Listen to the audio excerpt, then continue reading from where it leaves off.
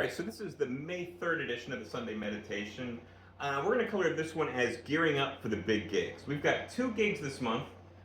We've got one, a return gig at JD's in Coral Springs. That will be May 23rd. That will be day of the drummer's birthday celebration. And then the following Saturday on May 30th, we're going to be playing Boca Hideaway, which I've talked about this channel before. This is a place that I'm really excited to play. It's a really kitschy, divey, old school, retro, tiki bar, hotel pool kind of place. Like, I'm really excited about that. It'll be my birthday too, so it's gonna be my birthday celebration. I decided to invite my work colleagues over and my students. I'm a professor in urban and regional planning over at FAU. The Department of Urban and Regional Planning, our moniker is DERP, which is kind of funny in its own way if you look at sort of Gen Z, Gen Alpha terms. Anyway, I'm calling it Derpapalooza, right? So we're gonna go out there, we're gonna kill it for my birthday. I'm really excited about that one, so it should be a lot of fun.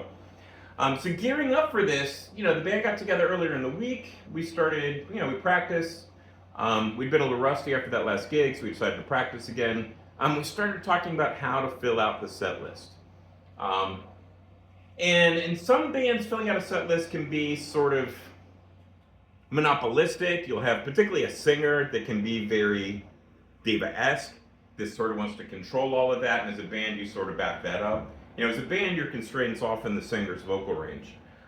We're lucky with Mark for two reasons. One, Mark's actually got a really dynamic vocal range. We don't usually have to do a lot of key changes or anything. He can adapt the songs. Sometimes we do, but not usually. Less than other singers around here. The other thing, too, is he's not a diva at all. He's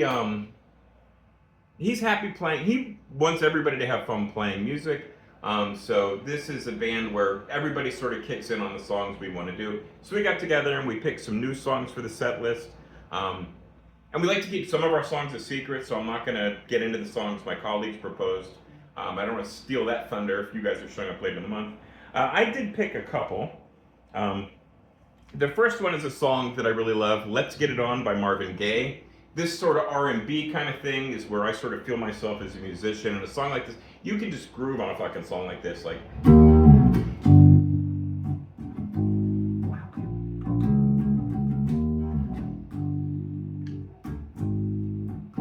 Right, but there's all kinds of fills you can do over that. Like, it's just, I could play that all night long. You throw in fills, you throw in band dynamics, it's a lot of fun. The other one that is floating around that is, if we don't get to it this month, we'll get to later, is She's a Bad Mamma Jamma. It's sort of a, retro, Soul Train, 70s disco kind of thing that should be a lot of fun to play. So we're really excited about those. So we're going to be working those into the set list over the next month. The other thing becomes, when you're working on a set list, what do you put in? Right? When you've got when you've got a diva singer or a diva member of the band. I was in a band one time where actually the drummer was the diva. That was really rather interesting. But when you have somebody that's not like that, it's how do you pull a set together? Now Mark plays in a lot of different bands, so he tends to just show up and play what's on the set list.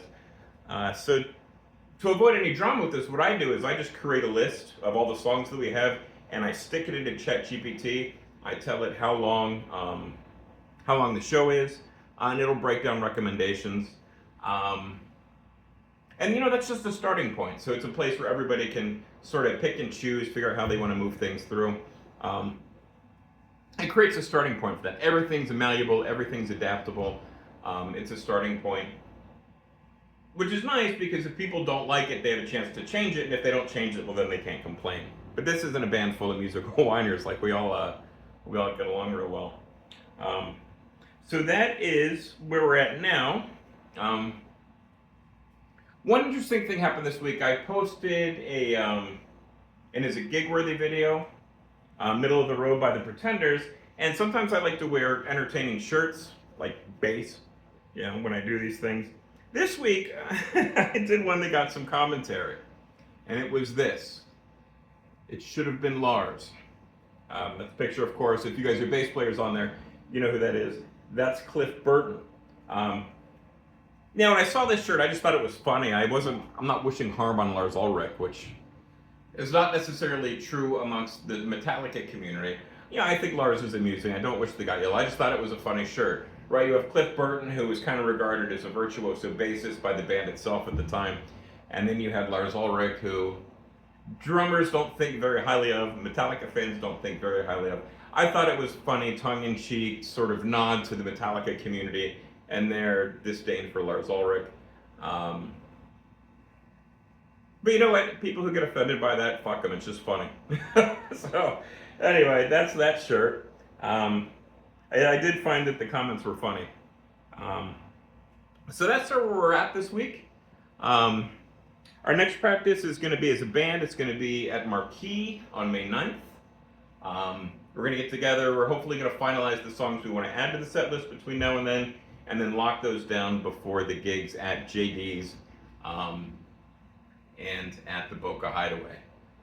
So with that, that's this week's Sunday's meditation. And if you've made it this far, please subscribe.